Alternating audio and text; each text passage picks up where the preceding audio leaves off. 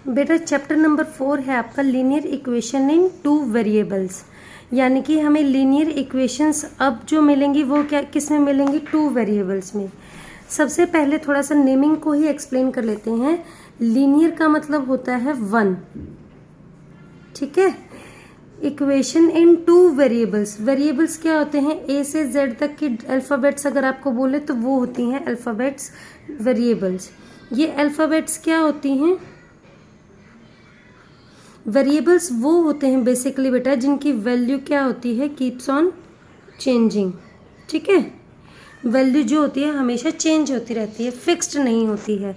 इसलिए जिसकी value fixed नहीं होती है हम उनकी प्लेस पे क्या लेते हैं, ABCD कुछ भी नंबर रख लेते हैं ऐसे, क्योंकि कुछ भी हम अल्फ़ाबेट रखना हमारे लिए इसलिए ज़रूरी है कि हम उसकी वैकेंट पोजीशन को कुछ किसी ना किसी चीज़ से कैसे दर्शाएंगे।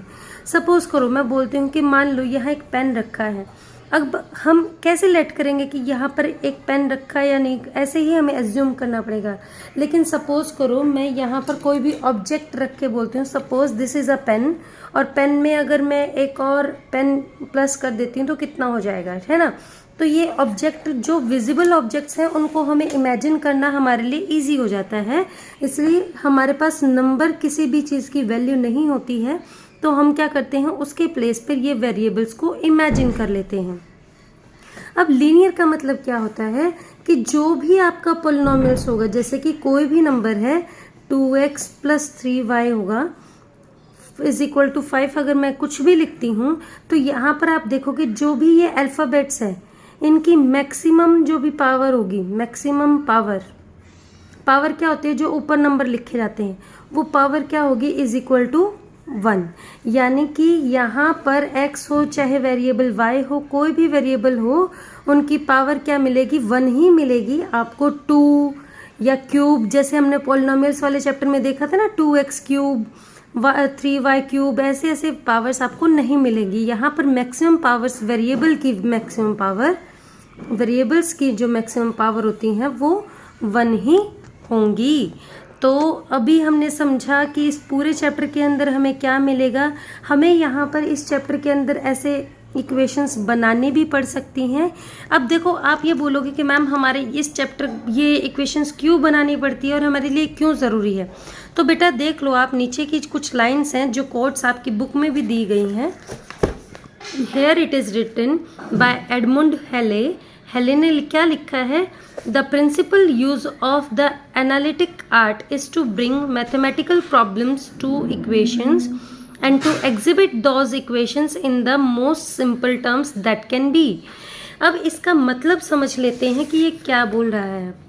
ये क्या बोल रहा है कि भाई कोई भी चीज़, ऐसी कोई भी चीज़ जिसमें हमें एनालाइज करना पड़ रहा है, चीज़ों को हम क्या कर रहे हैं, गौर से एनालाइज कर रहे हैं, उनको देख रहे हैं कि एक्चुअल में वो चीज़ है कैसी, शेप या कोई भी चीज़, सिचुएशन। हम जैसे कोई भी सिचुएशन, हमारा फ्रेंड कोई हमें बातें बताता है तो हम उस सिचुएशन को क्या करते हैं, एनालाइज करते हैं, है ना, उसको अच्छे से समझते हैं, उसको गौर से सुनते हैं, उसको सोचते हैं।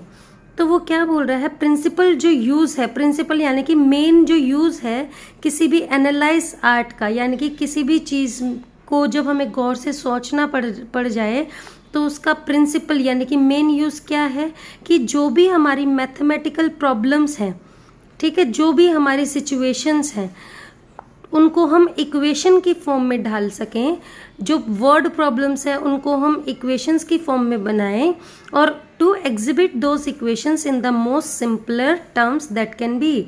और फिर हम उन इक्वेशंस को ऐसे जितना सिंपलर फॉर्म में हम कन्वर्ट कर सकें, उन इक्वेशंस को उन सिंपल फॉर्म में हम कन्वर्ट कर पाएँ। अब देखो थोड़ा सा ये चीज़ आपको लग रही होगी कि ये पता नहीं क्या बोल दिया मैम ने ऐसे, तो रिलेट करते हैं आपकी लाइफ से ही। सपोज करो आपको आपका फ्रेंड कोई भी बातें बताता है, अपनी कोई भी प्रॉब्लम बताता है, सिचुएशन आप लोग डिस्कस करते हैं।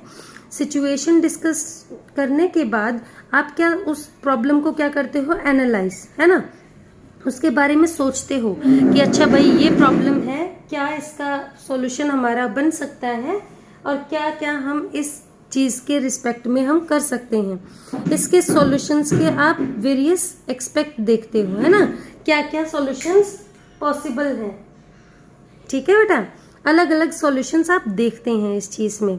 ठीक है, ये आपकी सिचुएशन दी गई थी, आपके फ्रेंड ने आपको सिचुएशन दी, उसको आपने दिमाग में माइंड मैप्स फॉर्म किया। ठीक है, आपने कुछ ना कुछ सॉल्यूशन निकालने से पहले कुछ ना कुछ सोचा होगा ना, माइंड में एक सिचुएशन बनाई होगी कि ऐसा ऐसा होगा, ऐसे हम बोलेंगे, फिर उसके बाद कोई ना कोई ऐसे सॉल्यूशंस हमारे सामने आएंगे। तो हमने उस सिचुएशन को क्या कन्वर्ट कर दिया, सिंपलर टर्म्स में कन्वर्ट किया उसको सॉल्यूशन के रूप में, कि जितना हम उस सिंप्लीफाई उस सॉल्यूशन को कर पाएँ, उस प्रॉब्लम को समझने के लिए जितना सिंपली हम उसको एनालाइज कर पाएँ उसमें कन्वर्ट किया, फिर उसके सॉल्यूशन निकाले। और यही हम इस चैप्टर 4 के अंदर करने वाले हैं।